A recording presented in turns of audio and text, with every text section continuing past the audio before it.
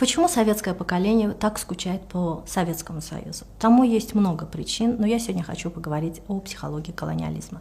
Хотя Советский Союз не был колонией, империей в прямом классическом понимании этого слова, но основные характеристики колониальной политики там были. Это и установление своей военно-политической власти, и экономическое угнетение, и, конечно, внедрение культуры и языка колонизатора.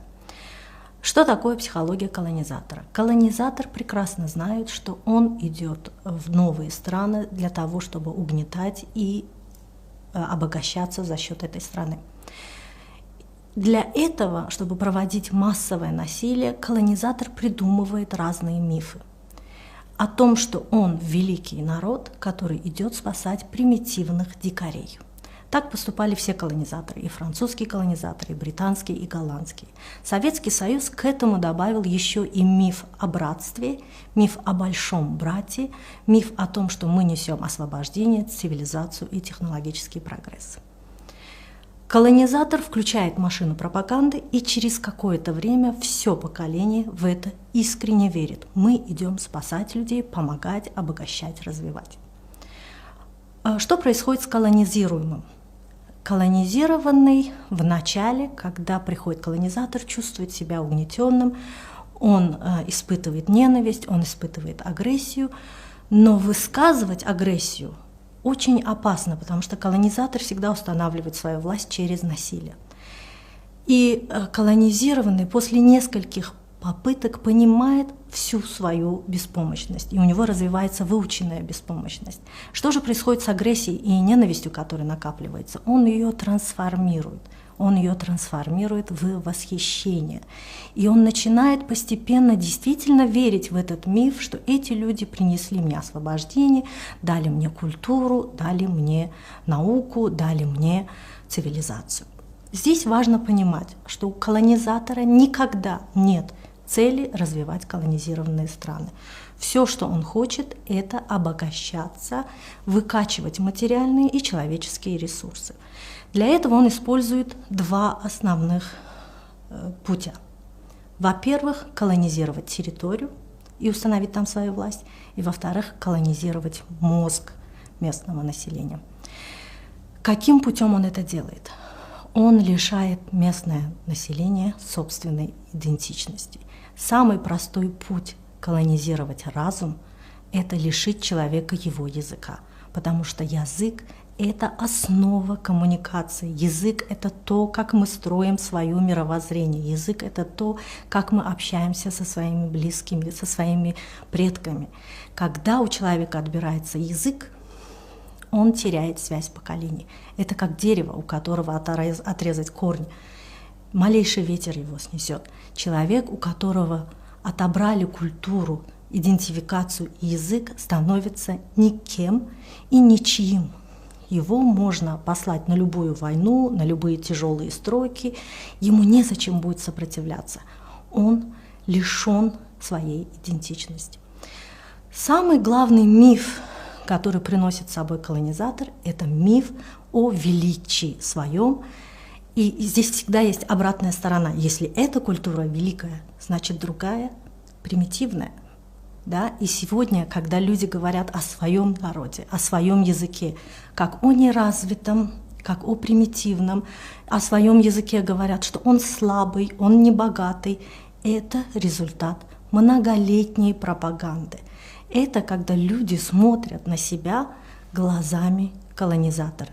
Они говорят о себе так, как многие годы колонизатор внедрял в их мозг, и они уже в это верят.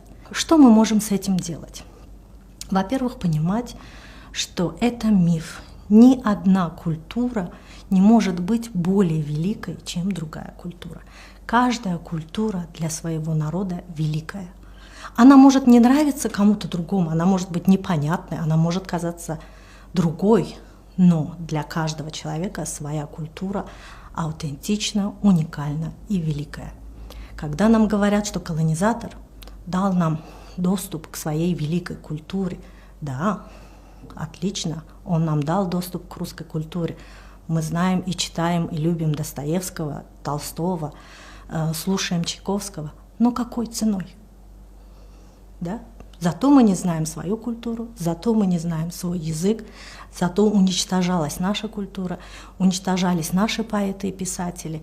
То есть это было одностороннее внедрение культуры, традиций и обычаев одного народа и репрессия культуры, обычаев и мифов местного населения. Что нам со всем этим делать? Прежде всего, деколонизировать свой разум, понимать, что это была пропаганда, это была мощная машина, направленная на то, чтобы лишить местное население своей идентичности. Как мы можем это делать? Усиливать свой язык, усиливать свою культуру, знать, понимать, слушать, интересоваться. Это вот первое, самое важное. Второй, очень важный момент. Ни в коем случае нельзя обвинять тех людей, которые плохо знают свой язык и свою культуру. Это не было их выбором. Нужно понимать, что это была пропаганда, это была планомерная русификация населения. На это тратились деньги и силы. И точно так же, чтобы вернуть силу своего языка, нам нужна поддержка. Поддержка нужна личностная, межличностная, дружеская и государственная. То есть только так мы можем восстановить свой язык, культуру и свою идентичность. Называть вещи своими именами.